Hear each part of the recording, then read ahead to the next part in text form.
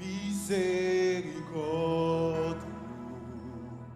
pas fini, compassion, bon Dieu, pas fini, lui renouveler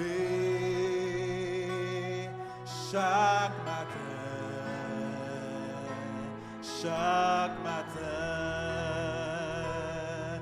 miséricorde, miséricorde, pas fini, compassion, bon Dieu, pas fini, lui renouveler chaque matin, miséricorde, miséricorde, encore une fois, miséricorde, pas fini, compassion, bon Dieu, pas fini, lui renouveler chaque matin,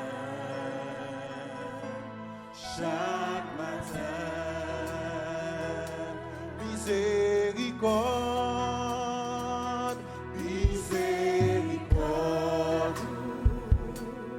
pas fini, compassion, bon Dieu, pas fini, lui renouveler chaque matin, lui renouveler, lui renouveler, lui renouveler chaque matin, lui renouveler, lui renouveler chaque matin, lui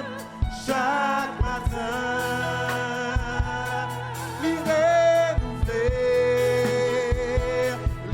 lui renouveler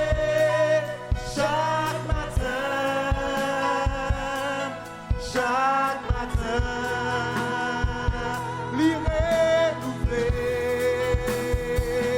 lui renouveler chaque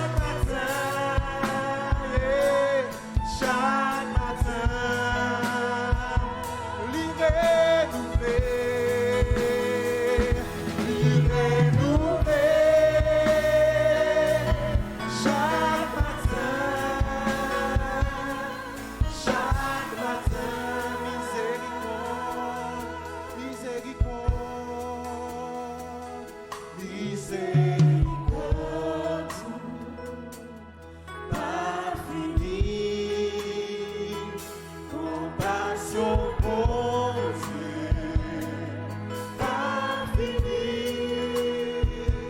lui renouveler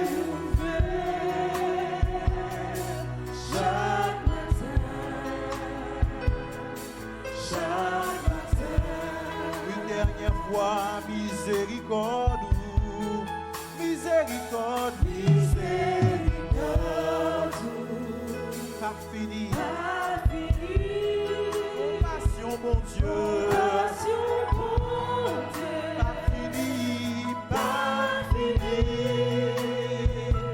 lui renouveler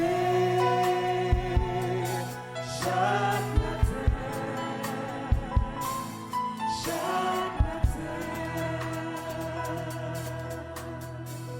Encore ce jour, Seigneur, nous voulons te bénir, te louer, te célébrer, t'exalter, Seigneur.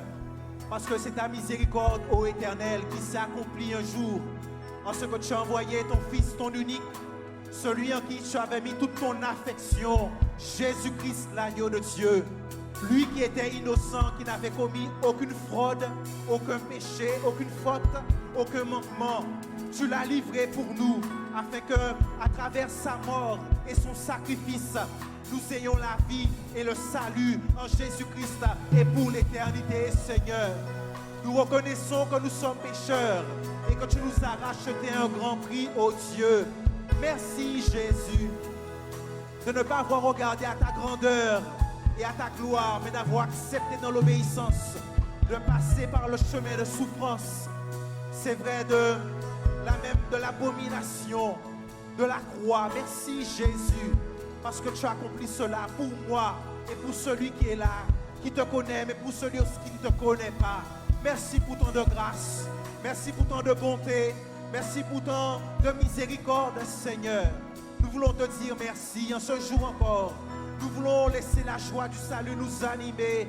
Nous voulons te louer, célébrer tes louanges, t'élever, t'exalter, Seigneur, et proclamer encore, ô Dieu, prêcher encore l'évangile, parce que tu es vivant et parce que tu reviens bientôt. Loué sois-tu, glorifié soit ton Saint-Nom, que ton sang pur nous lave et nous purifie encore de tout péché, dans nos pensées, dans nos lèvres, Seigneur, dans nos corps, afin que nous puissions t'apporter encore une offrande qui t'est agréable. Nous venons sous le couvert du sang de Jésus-Christ. Nous voici devant toi, Seigneur, pour te louer et te célébrer, Jésus. Alléluia, Seigneur. Merci, Jésus. Merci, Seigneur. Alléluia. L'y renouveler. L'y renouveler. Chaque matin. Chaque matin. L'y renouveler.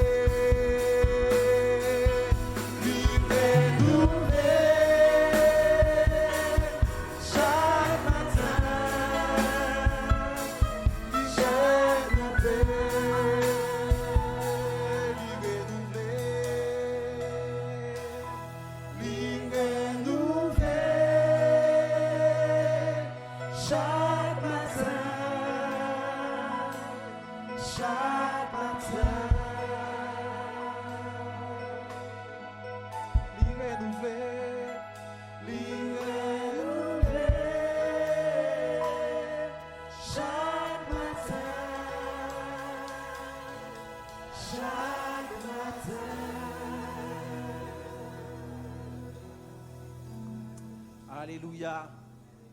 Merci Jésus. Merci Seigneur. Alléluia.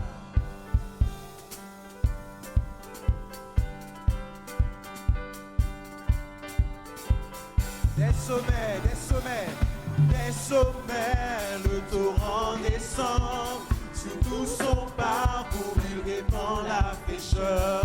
Dans les prairies et dans les vallées, la source des sommets, des sommets, des sommets, des sommets, le torrent descend. Sur tout son parcours, il répand la fraîcheur. Dans les prairies et dans les vallées, la source déborde la rivière. Le fleuve de Dieu nous invite à danser. Le fleuve de Dieu nous remplit de vie. Le fleuve de Dieu fait jaillir nos rires. Crions de joie, car le fleuve est ici.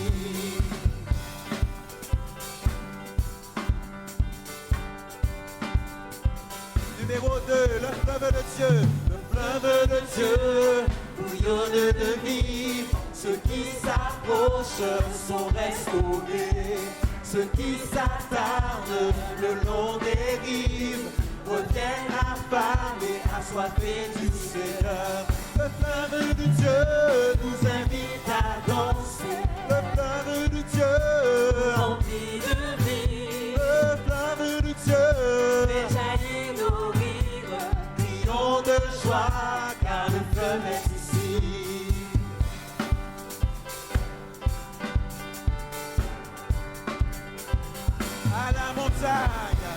À la montagne, nous retournons trouver la présence du Seigneur.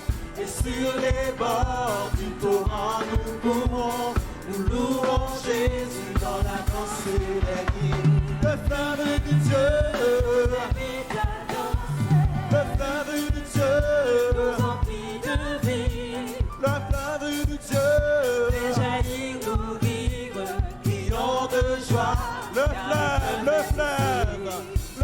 de Dieu nous invite à danser.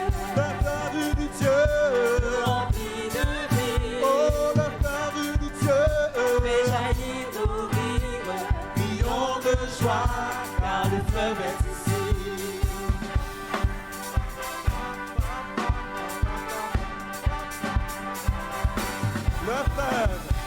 Le fleuve de Dieu, Bouillonne de vie, ceux qui s'approchent sont restaurés. Ceux qui s'attardent le long des rives reviennent affamés, assoiffés du Seigneur.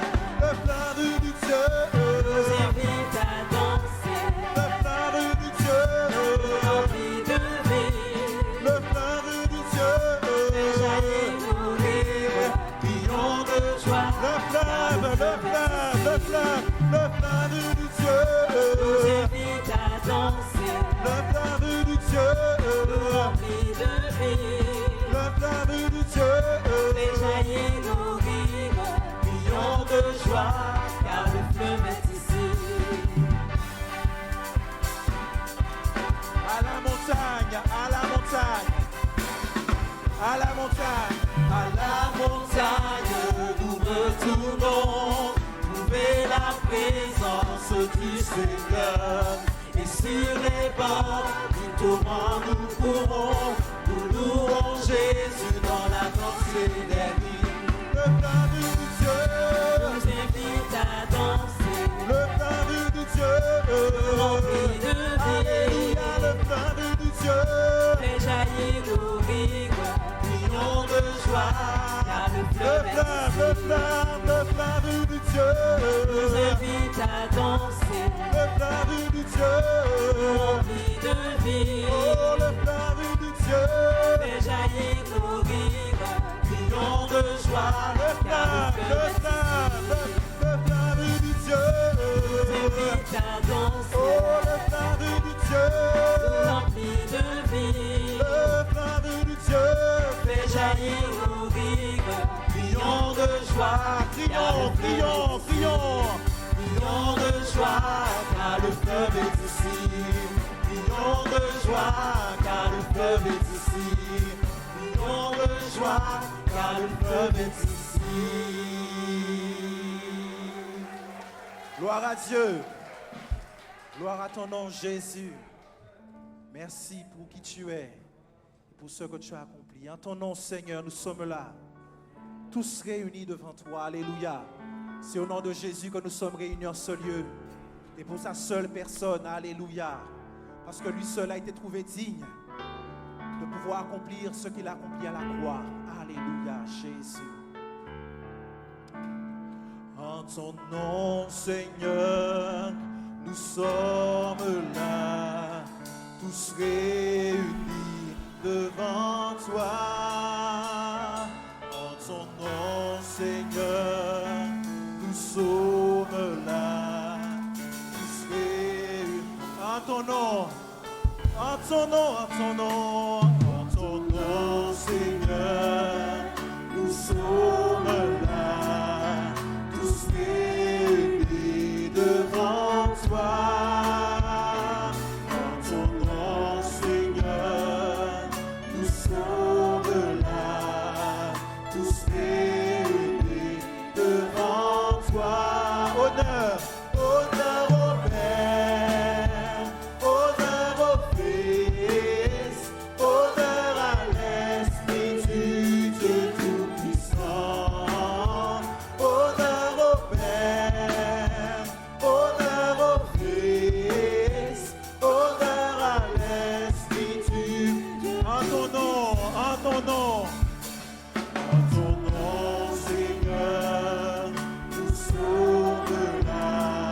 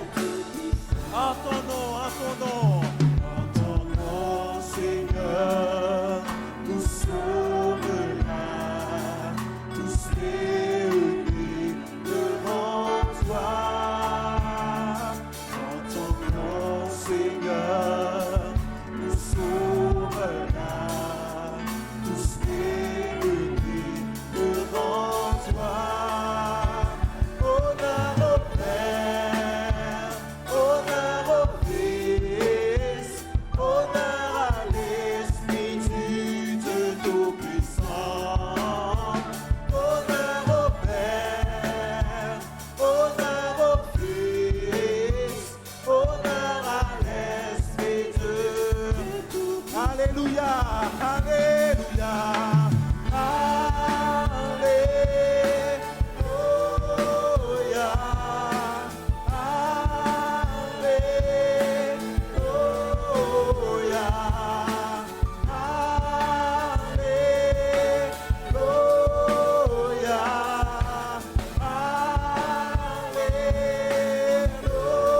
Alléluia, Alléluia,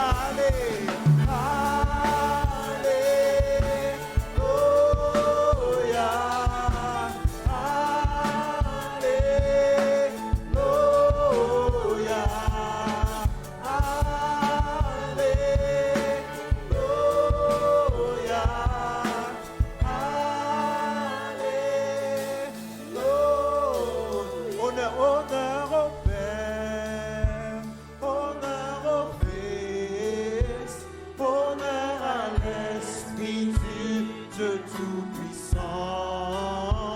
Honneur au Père, honneur au Fils, honneur à l'Esprit du...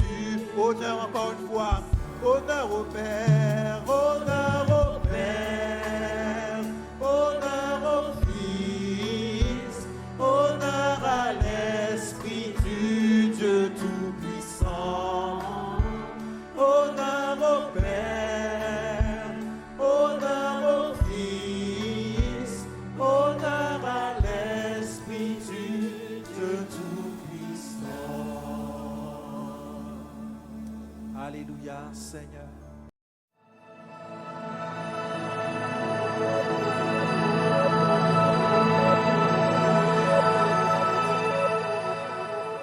Bonjour, quelle joie de pouvoir nous retrouver autour du beau message des Saintes Écritures. Dieu nous a fait la grâce de nous laisser cette richesse, et qui est donc une richesse inépuisable. Que le Seigneur fasse que chacun apprenne à recevoir, à puiser dans le livre, surtout dans ces temps sur lesquels nous pouvons dire d'abord, nous sommes dans un temps de pandémie, et s'il est une chose qui peut apaiser nos cœurs, c'est l'étude de la parole de Dieu, sa lecture, qui va nous certifier que malgré que les choses sont comme cela, Dieu est aux commandes. Deuxième raison, c'est parce que nous sommes dans les temps de la fin. Donc, par conséquent, les Écritures nous ont apporté le message divin que ces temps seraient difficiles, seraient troublés. Et ce n'est, d'une certaine manière, que le début des choses. Mais si c'est ça le début, un début qui bouleverse si profondément le monde, un début qui révèle l'incapacité de la chose politique de pouvoir trouver des solutions, un début qui révèle que même sur le plan scientifique, eh bien, on ne sait pas trop sur quel pied danser. La Bible nous dit cela. Alors, ce sera quoi à la fin? Ce sera quoi lorsque ça va monter crescendo? Et que, de plus en plus, les Écritures vont s'accomplir si le début révèle déjà cette incapacité de tenir à flot l'économie. C'est pourquoi nos parents disaient, dans un bon créole, si c'est ça, torche-là, en pas besoin de vrai charge-là. Ce qui veut dire que ce qui vient derrière est bien plus profond.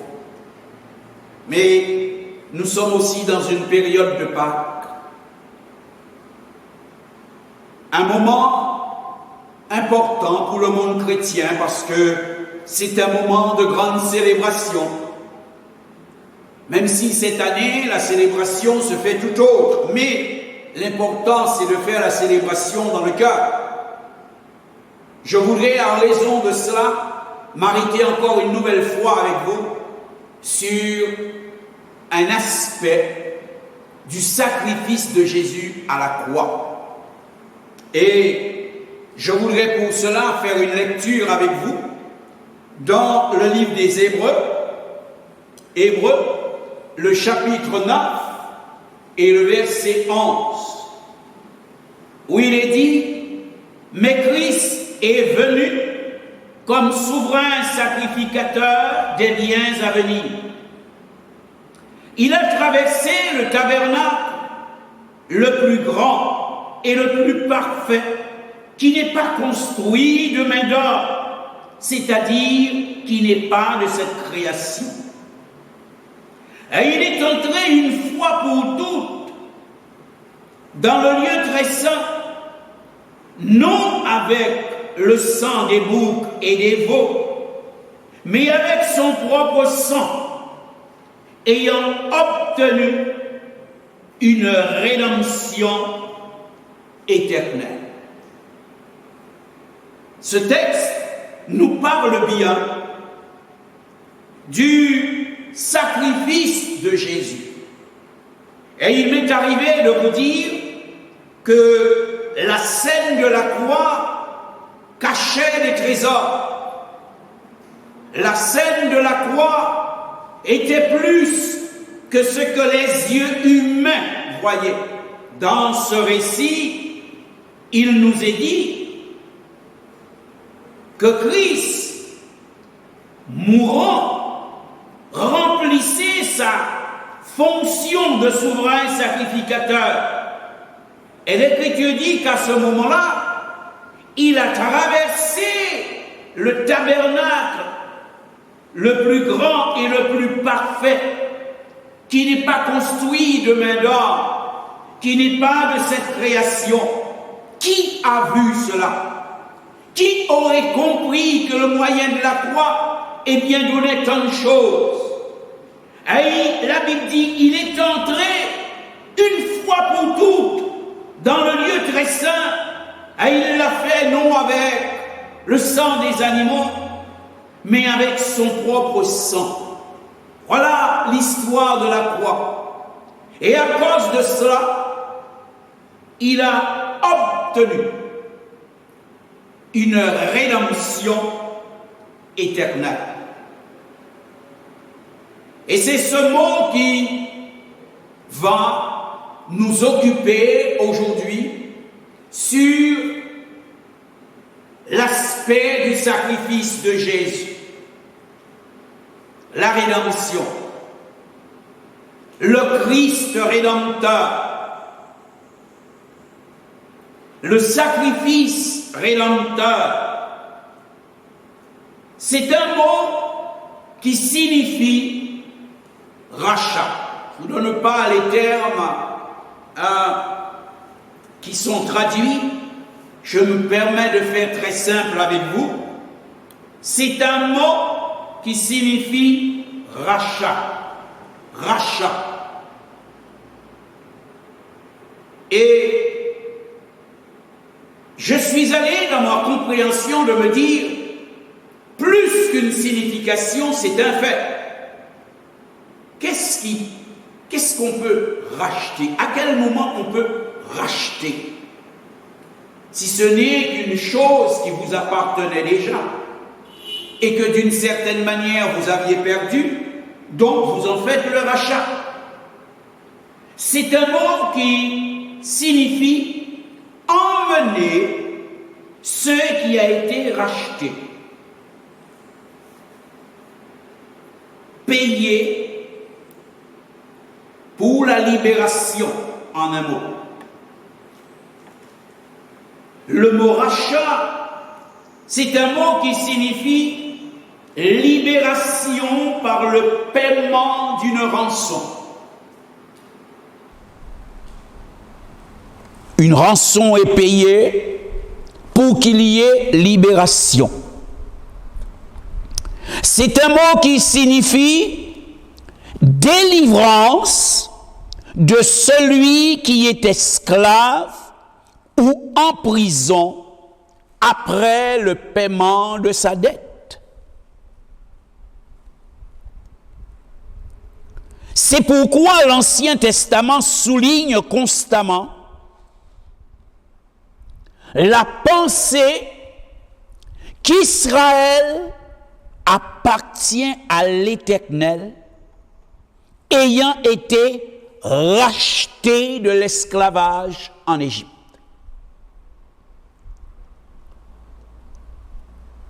Et nous regardons le sacrifice de Jésus qui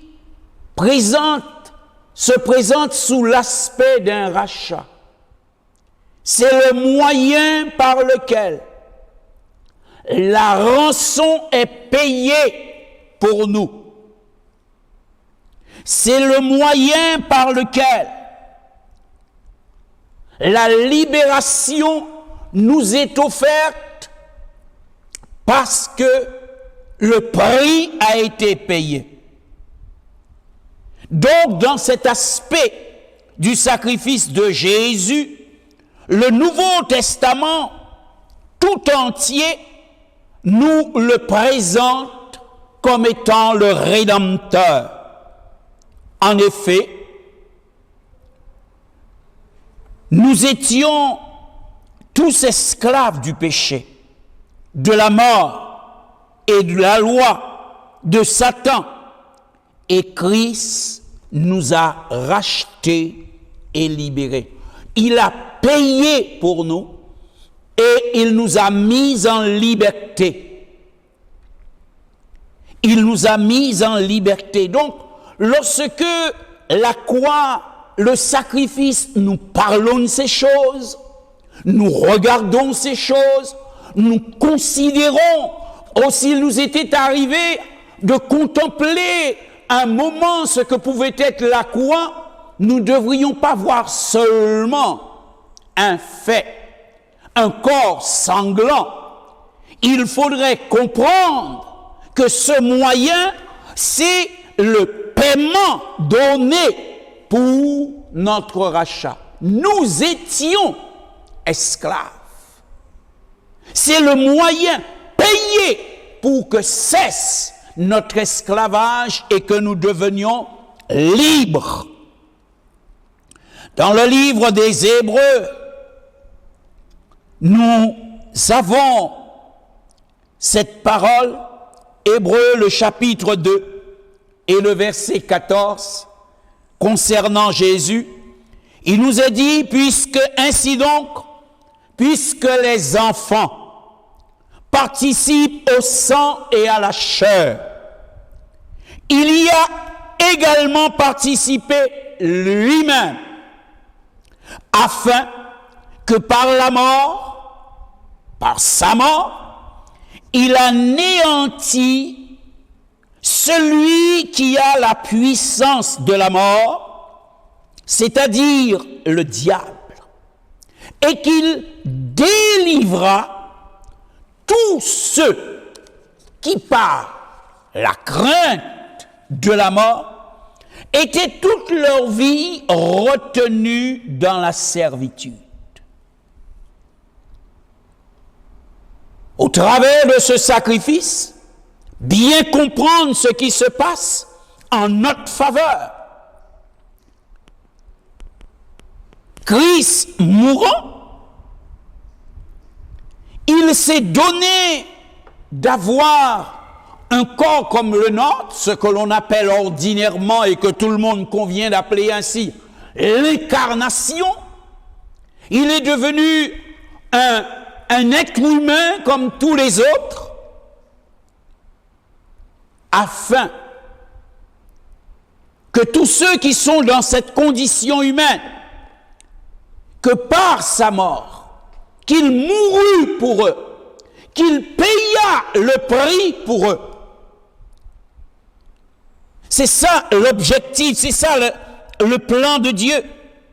Et afin que par sa mort, il anéantit celui qui a la puissance. Les Écritures sont d'une justesse que nous avons besoin de comprendre. La Bible ne dit pas qu'il anéantit la puissance de. La Bible dit qu'il anéantit celui qui a la puissance. Par sa mort, il anéantit celui qui a la puissance de la mort, c'est-à-dire le diable. Il anéantit le diable. Et il délivre tous ceux qui, par la crainte de la mort, étaient toute leur vie retenus dans la servitude. Tous ceux qui étaient effrayés par la question de la mort. Tous ceux qui étaient tyrannisés par la peur de mourir. Tous ceux qui ne pouvaient pas vivre leur présent parce que ils voyaient, ils croyaient, ils étaient devant eux, était constamment la projection de leur mort. Il est venu par sa mort en tant que rédempteur. Il a payé le prix pour pouvoir anéantir celui qui faisait ceci, le diable, et qu'il délivra, qu'il mit en liberté tous ceux qui étaient dans cette servitude.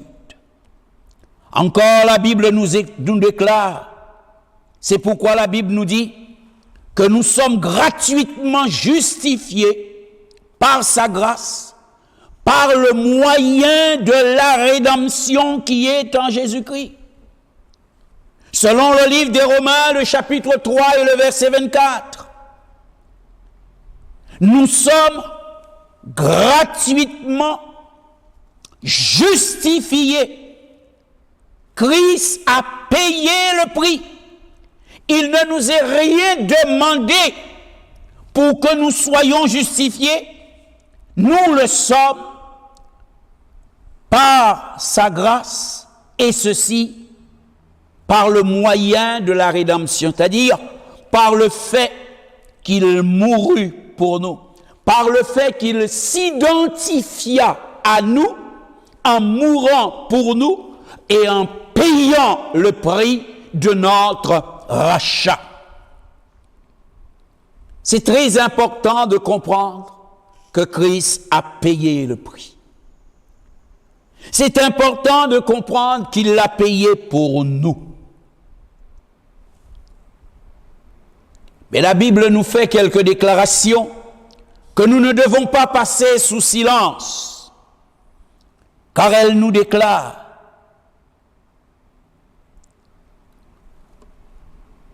dans le livre des Éphésiens au chapitre 1er et le verset 7,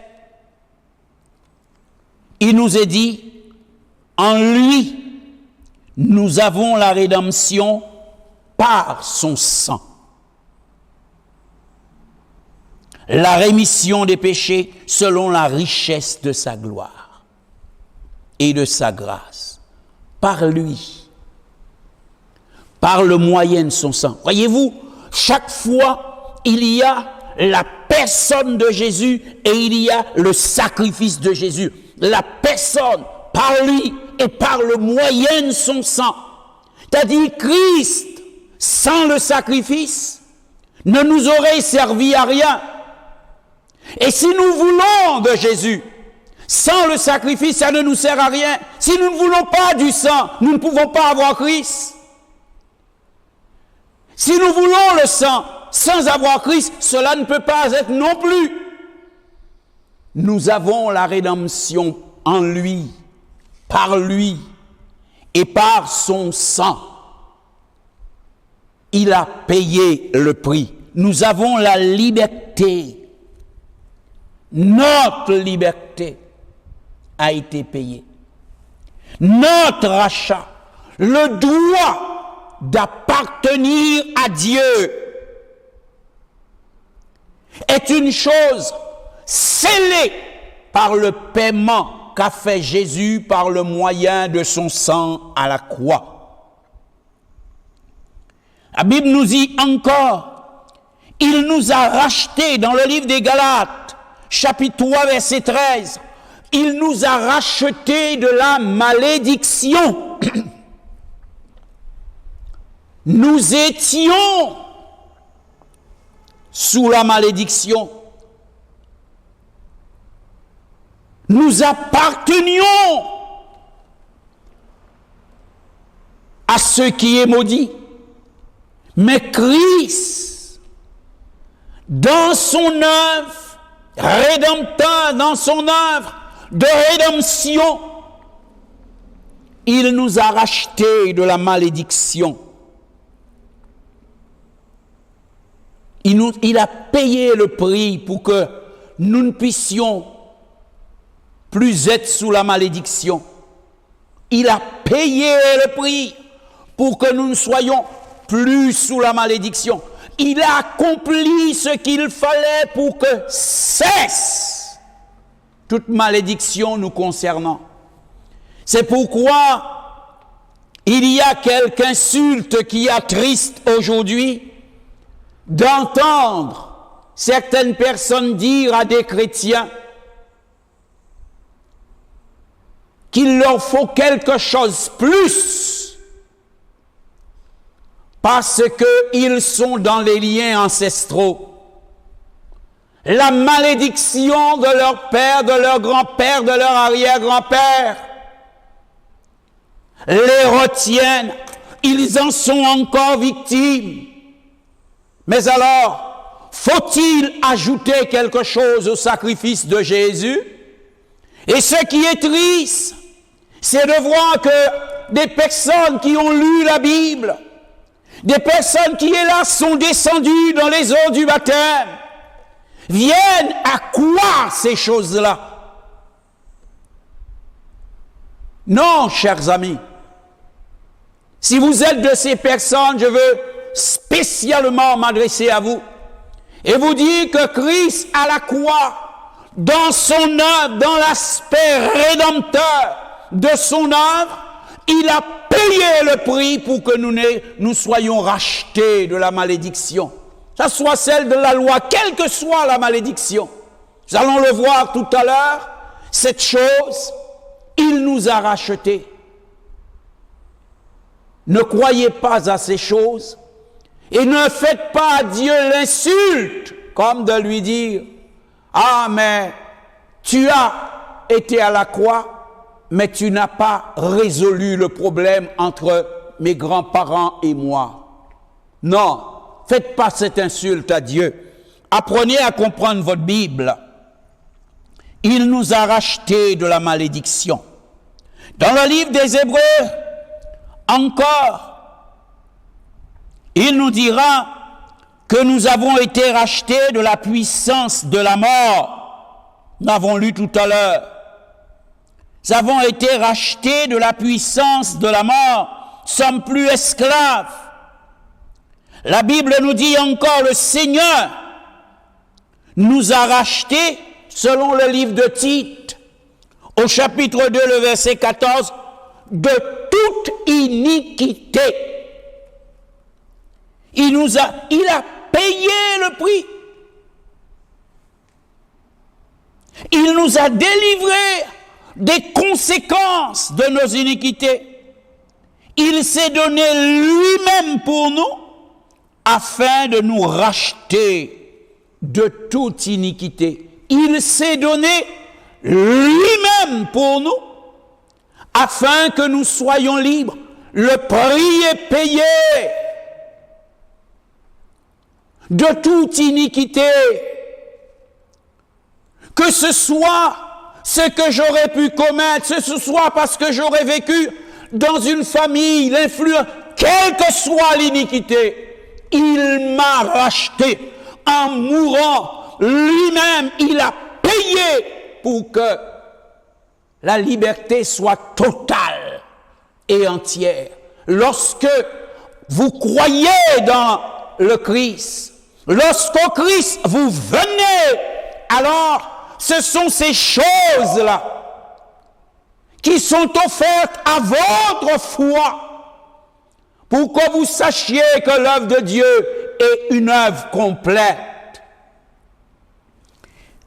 La Bible nous enseigne également dans 1 Pierre, le chapitre 1er, le verset 18, il nous est dit que ce n'est pas par des choses périssables, par de l'argent, par de l'or, que vous avez été rachetés. C'est pas comme au temps des Israélites, où les choses n'étaient que l'ombre des choses à venir. Alors à ce moment-là, c'était une valeur, l'argent, l'or, qui payait le rachat. La Bible nous dit, c'est pas par ces choses-là que vous avez été rachetés de la vaine manière de vivre que vous avez hérité de vos pères, mais par le sang précieux de Christ, comme d'un agneau sans défaut et sans tache. Je faisais tout à l'heure la relation entre les grands-parents, le passé des parents et nous. La Bible dit, nous avons été rachetés de ce que nous avons hérité d'eux. Il a payé le prix et nous a mis en liberté par rapport à cet héritage. Donc qu'on ne vienne pas me dire aujourd'hui, les liens ancestraux agissent encore sur celui qui croit, sur celui qui a fait l'expérience du salut. Non, la Bible dit le contraire. Et c'est pourquoi je préfère croire à la Bible que ce que disent les gens. Parce que le but de la venue de Jésus, le but de cette action de rédemption qu'il a accomplie sur la croix, était celui-ci. Dans l'évangile de Matthieu, le chapitre 10 et le verset 45, il est écrit, car le Fils de l'homme est venu non pour être servi, mais pour servir et donner sa vie comme la rançon de plusieurs. Il est venu pour donner sa vie qui servira de rançon pour plusieurs. À la croix, Jésus a accompli cette parole. Il a donné à chacun de nous la possibilité d'être comme Dieu l'entend.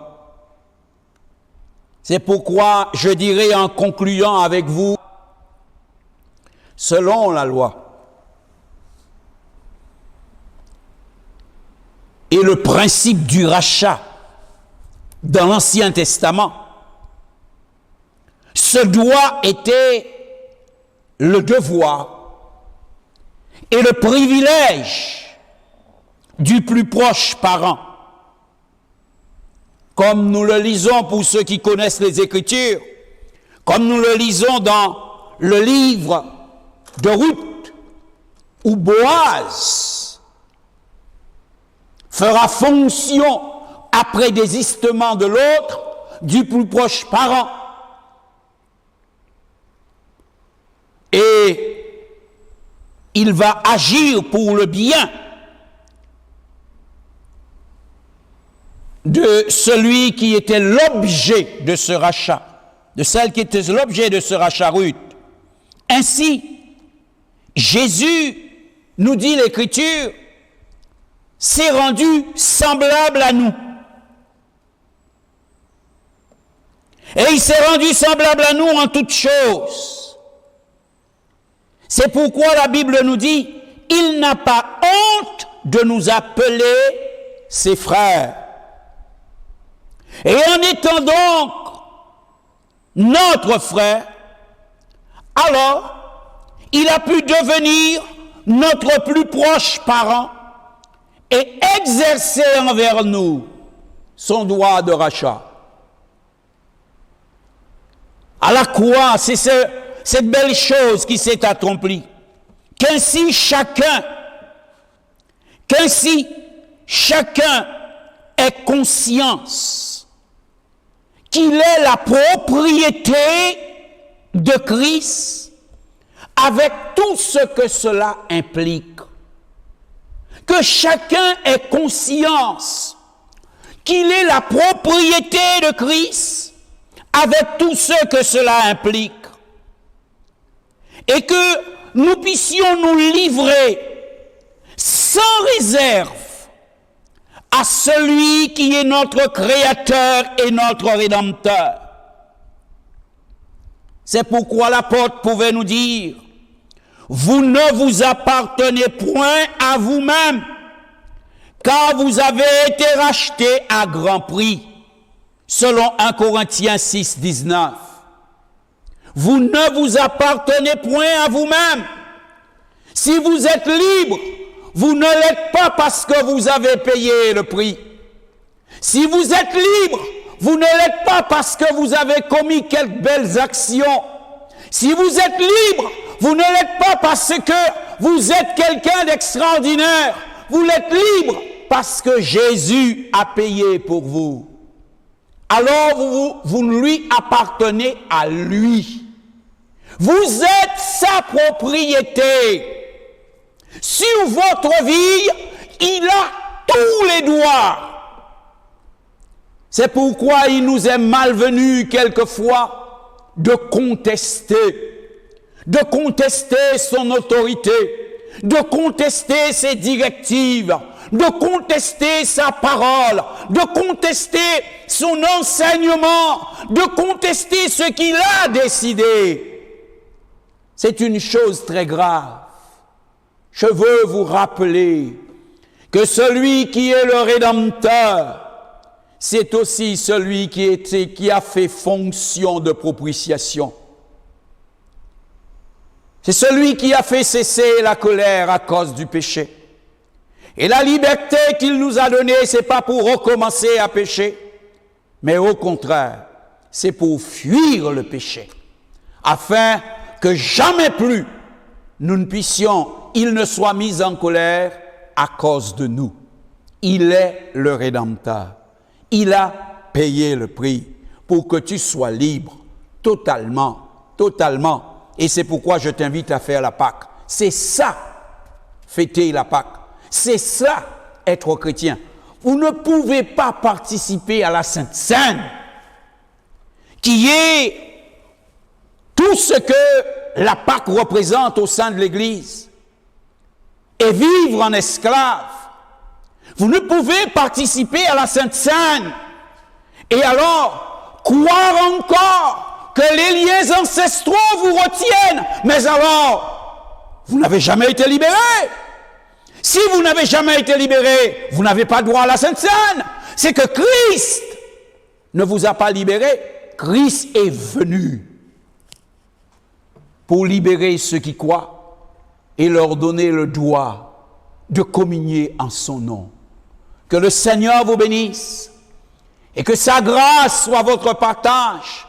Puisse sa parole ouvrir votre cœur et votre esprit et permettre l'émergence d'hommes et de femmes de foi qui croient à la richesse du sacrifice de Jésus et qui comprennent l'étendue, les spécificités de cette richesse et qui la vivent au quotidien pour la seule louange et la seule gloire de Dieu.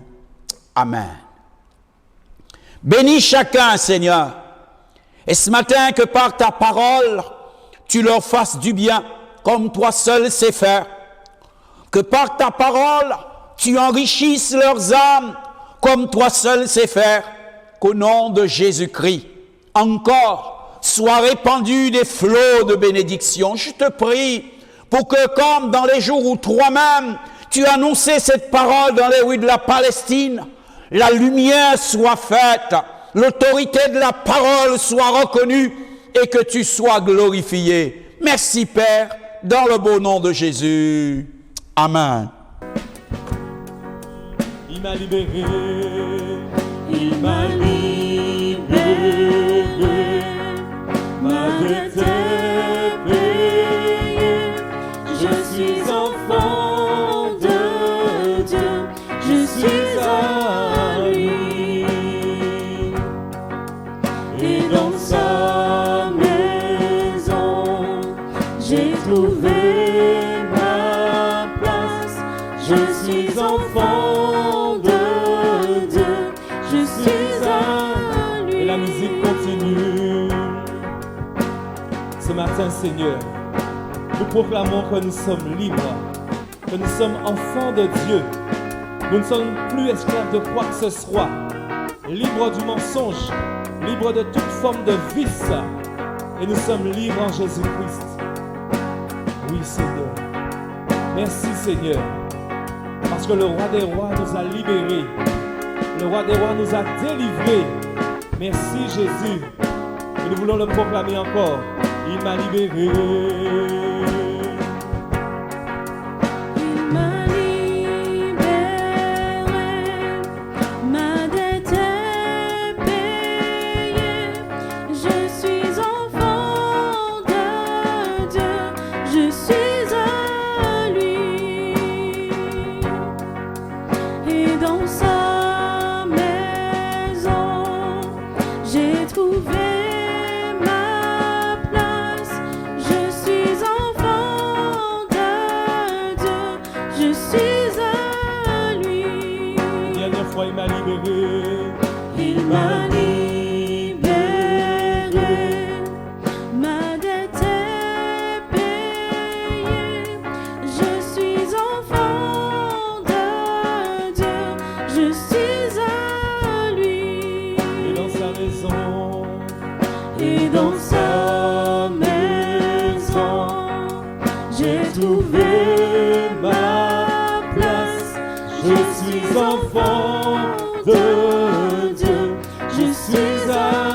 Et dans sa maison, et dans sa maison.